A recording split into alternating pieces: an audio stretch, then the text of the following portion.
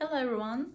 Today we are going to make a reading for the Twin Flame Collective for Solstice energy because these kind of portals are important for Twin Flame journey, especially because it's an energetic journey, and the energy is always changing. The astrology, astrological events and energetic shifts, they truly affect us as we are highly sensitive beings, as we are highly evolved beings. We are going through the spiritual journey, so this is like next level journey. So yeah, we can say that we are not affected, but we can learn how to navigate that, and we use energies to actually look at that.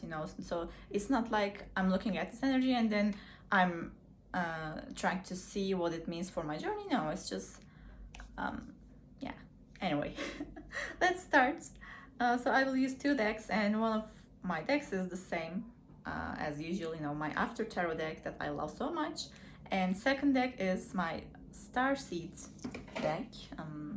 Yeah, I love this deck too. I love using it in such times, like especially the Sirius portal is also coming. So let's start. Ooh, Nine of Swords. Yeah, we have the Ace of Swords in the first reading that I made in Turkish.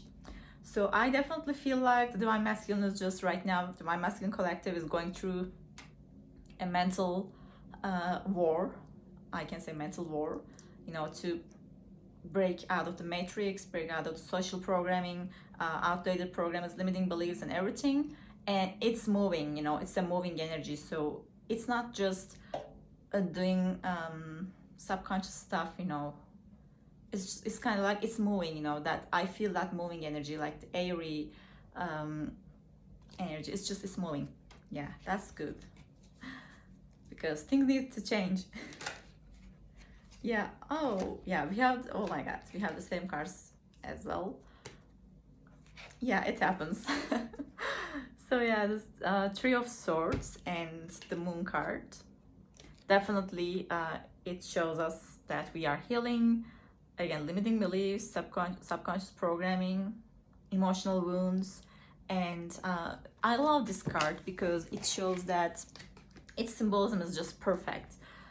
It's like, the swords are about the mental process, like the thoughts, and yeah, just the mental plane.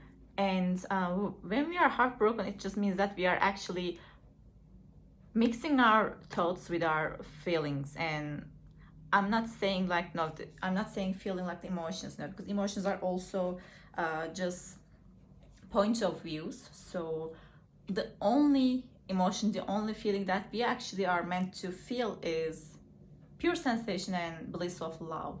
And this love is just, it's peace, it's not something that is exciting, because exciting love energy is always coming with an anxious energy, and it's like it's mostly related to codependency, so it's not actually love.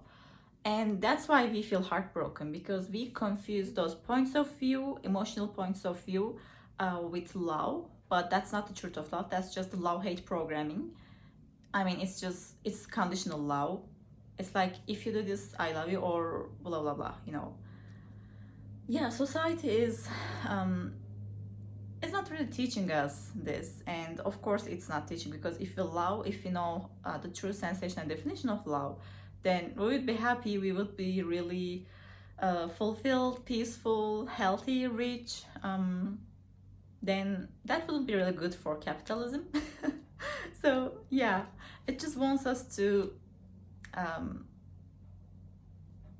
be present, and that's why you feel heartbroken, that we confused our feelings with love and our thoughts with the truth. But yeah, oh my god. And with the Moon card too, it's just, this is a subconscious process, so we need to really dive deep and kind of like go through that vortex. It's not something that you walk linearly. It's like you are in that vortex, and sometimes those energies are trying to pull you back to the old programming, and you really need to stand your ground. You really need to stick to your faith, stick to what you know in your heart, and saying that is my reality. This thing that I see outside, that's not my reality. You always need to remind yourself, whether you are in a spiritual journey or you are in an ascension journey, awakening journey, twin flame journey, it doesn't matter. But after you have gone through your awakening, it means that you are out of this world, you are out of this programming, which means that you are actually dead. You know, your old personality, your old life is not here anymore, and you can't go back.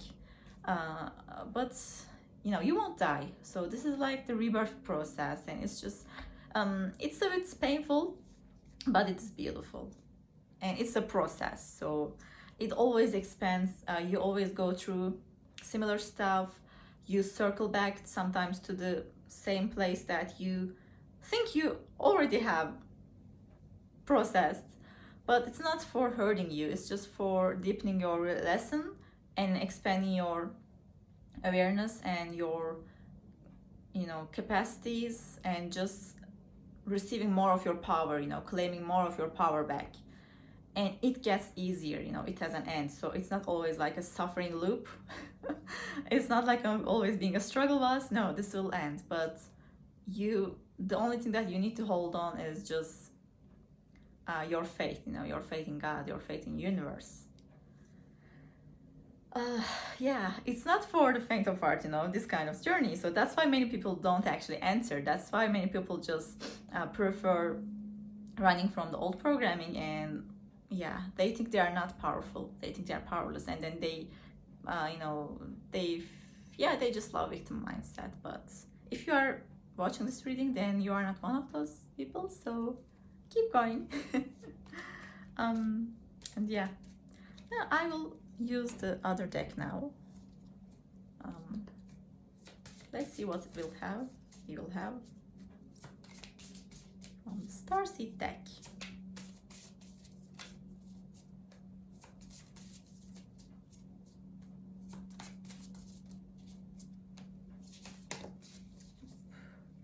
Yeah, empathic Starseed. Definitely. I mean, yeah. You can maybe, you know, check your boundaries, because if you have gone through your spiritual awakening, it means that right now you are actually feeling everyone's feelings and just perceiving everyone's thoughts from the collective, and you are awakening that, oh my god, everything that I've been thinking that is mine, I mean, that's not mine, you know. All the thoughts, all the feelings that you have been defending, and, you know, with your ego self maybe. Because I mean, when you enter this life, when you enter this earth, you pick everyone's feelings, emotions, realities like a sponge. And again, this starts with your parents, and even before that, it starts with your, you know, mother's womb, you know, when you actually carry your even great grandmother, how do you say that, I don't know, but like your ancestors, imprints, emotional wounds, traumas.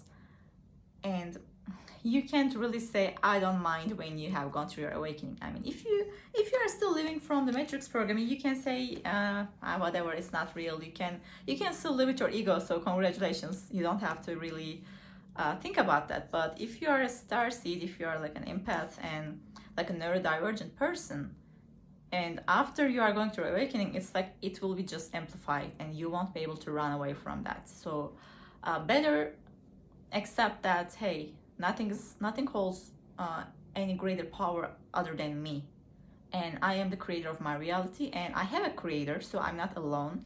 I'm walking this path with God, and God is my ultimate source. God is my ultimate lover. God is my everything, and there's nothing that can be even greater than God. So not any kind of limiting belief, not any kind of program, not any kind of, you know, person, nothing holds any power, any greater power than God and you. So yeah, it's a hard lesson, I think, because you can't always know You know, you can't always detect what is mine, what is not mine. But when you choose to become conscious, when you choose consciousness, then God actually helps you. You just need to surrender. You just need to let go of your arrogance. You know, you need to humble yourself. And when you humble yourself, God gives you the next piece at the perfect time. And God gives you the strength to actually make it happen. And God gives you the soothing balm if you feel like, oh my God, this pain is just something that I can't deal with. No, I mean, nothing holds any more power, you know, when there's God. And that's why we are walking this journey, to see that we always have been actually home. You know, we are walking home with the spiritual journey, but then it's just for remembering that, wow, like that state, that's a state of consciousness. You know, it's not a place, it's not something that you go outside of yourself and find. It's just keep standing here, keep standing with your body, keep claiming yourself, and keep just trusting yourself and trusting your knowing, your intuition, where you are led.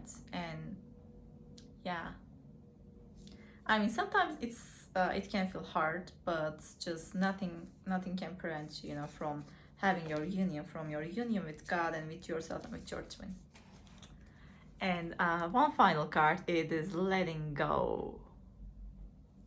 Yeah, we think when we let go, we will lose something, we will lose ourselves, we will lose everything that we have ever had, but that's just ego's trap. We will not lose anything that actually belongs to us. And you know, sometimes people don't want to receive like subconscious programming sessions. And I remember like when I first had one of my subconscious programming sessions with someone else, like I'm just having my spiritual awakening, and I actually didn't want to have that session. I was like, what if I lose something, you know, a thought that I want to use? What if, you know, I don't want to, blah, blah. And then she was like, relax, you won't lose anything that belongs to you. It's just, and actually, no, you won't lose any kind of limiting belief or thought or trauma if you don't want to let go too. So nothing can actually change your reality. That's you know, people are sometimes afraid because of this. You know, they don't want to have energy healing because they think that that other person will come and, you know, take something out of you, but no one can do that. So you can have your own limiting beliefs and emotional wounds if you would like to keep them, but it's not serving us, you know, so it's good to let them go.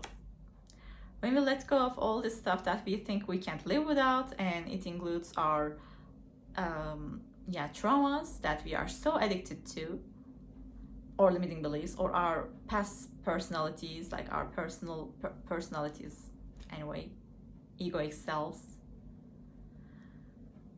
Yeah, people won't see the difference within us, or people will be triggered. People will be like, oh my God, you have changed. But it's just, yeah, I wanted to change. So, but you don't need anyone's approval. You only need your own acknowledgement, you know, acknowledging yourself, your divinity, and knowing that God is, you know, God is understanding you. God is with you. And yeah, He knows your heart and your way better than you. So it's just good to let Him guide the way. Just surrender. But that's the hardest part, I know. Anyway, you got this. That's the final message for this reading. Thanks so much for being here with me for this reading. And if you would like to receive a personal guidance with me, maybe like a personal card reading, maybe like an energy therapy, energy healing session, or a coaching session for life purpose or for twin flame journey, just reach out to me. You can find all of my services in my bio. And thank you. See you for the next reading. Bye bye.